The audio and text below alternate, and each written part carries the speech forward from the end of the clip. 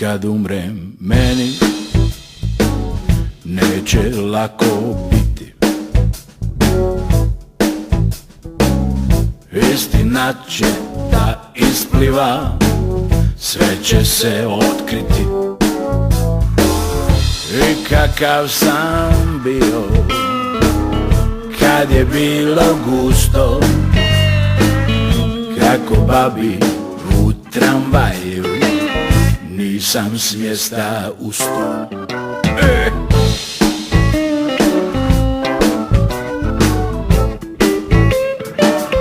I kad umre meni neće biti lako,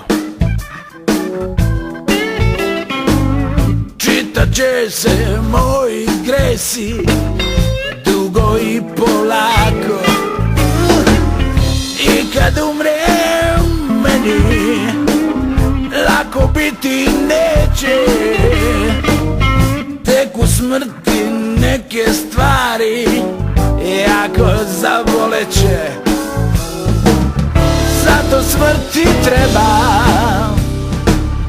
da ti stalno bude na pameti kad poželiš gazit druge ljude.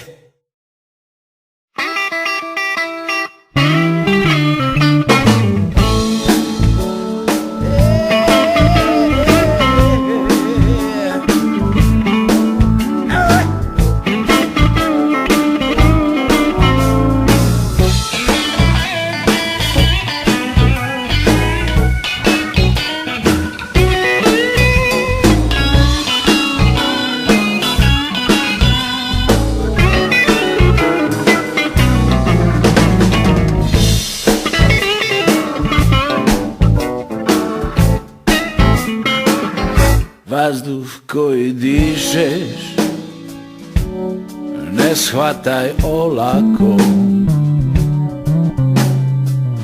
oči nisu tu da vidiš, oči tu su da bi plako.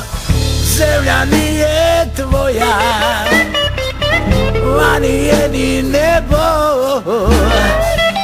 zato nemoj kada umreš reći radio sam neke stvari koje nisam trebao. Zato smrt i treba da ti stalno bude na pameti kad poželiš gazit druge ljude.